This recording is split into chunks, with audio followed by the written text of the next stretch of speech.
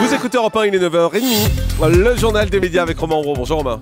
Bonjour, à la une ce matin, un député saisit le CSA pour le mariage pour tous, un nouveau numéro du Grand Show en préparation pour France 2 et un journaliste sportif approché par TF1 mais qui a refusé de faire le grand plongeon, le splash.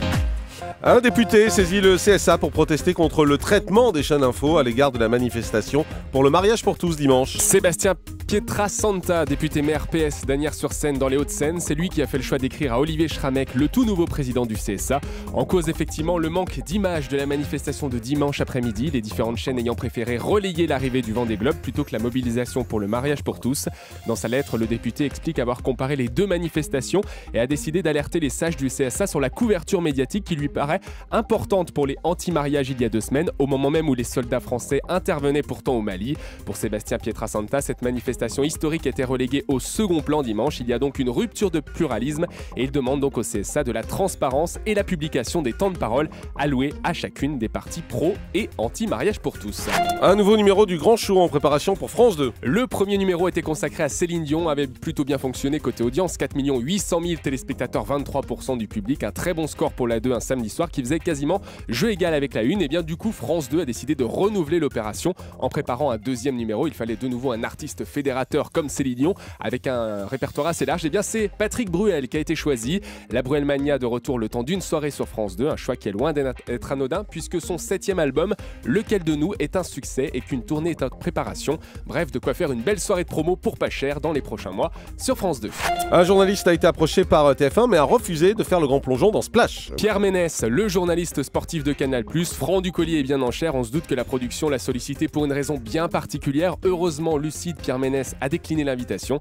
D'après Télé Loisirs, la production lui aurait tout de même proposé la coquette somme de 150 000 €, mais le journaliste n'a pas cédé au chant des sirènes, à savoir l'argent. En revanche, il y en a un qui va bien participer à l'émission Splash, le grand plongeon. C'est Jean-Marc Généreux, vous savez, le membre du jury de Danse avec les Canadien. stars, celui qui disait toujours « j'achète », mais attention, pas pour la version française. Il a dit oui à la version canadienne où il n'apparaîtra pas en maillot, mais au bord du bassin, sur les bancs du jury. Un nouveau numéro d'enquête de santé ce soir sur France 5. L'émission présentée par Michel Simès et Marina Carrère-Dancos. Au programme ce soir, un numéro consacré aux urgences. En 15 ans, la fréquentation a explosé. 8 à 17 millions de personnes fréquentent ces services chaque année. L'émission va donc s'attacher à expliquer pourquoi il y a un tel engorgement. Benoît Thévenet, le rédacteur en chef de l'émission, nous explique comment sont choisies les thématiques des émissions Enquête de santé diffusées en prime time une fois par mois sur France 5.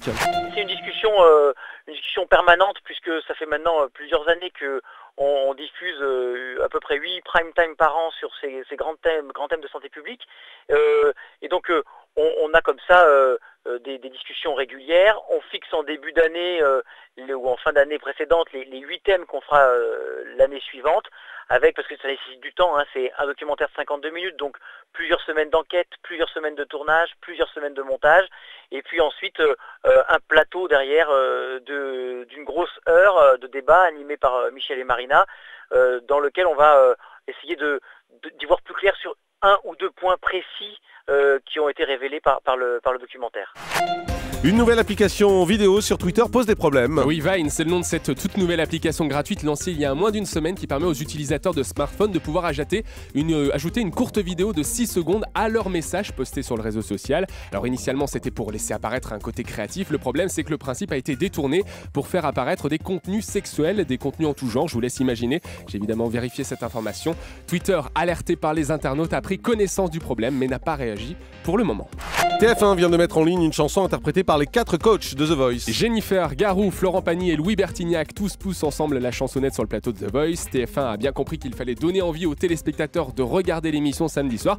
Du coup, la chaîne égrène, sème jour après jour, par-ci par-là, des vidéos de The Voice, et ce jusqu'au lancement de la saison de samedi. Du coup, hier en fin de journée, une vidéo a été mise en ligne, celle d'une chanson interprétée par le jury, la chanson du moment, Envole-moi de Jean-Jacques Goldman. Écoutez.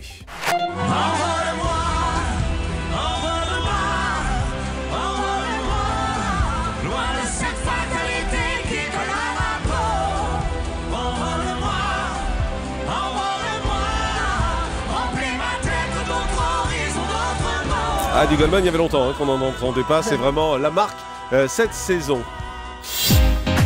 Allez, on termine avec le chiffre du jour. 63 600 000, ça n'est pas le nombre de Français, c'est le nombre de téléchargements de podcasts en 2012 pour Europe 1. Europe 1, la radio la plus téléchargée de France.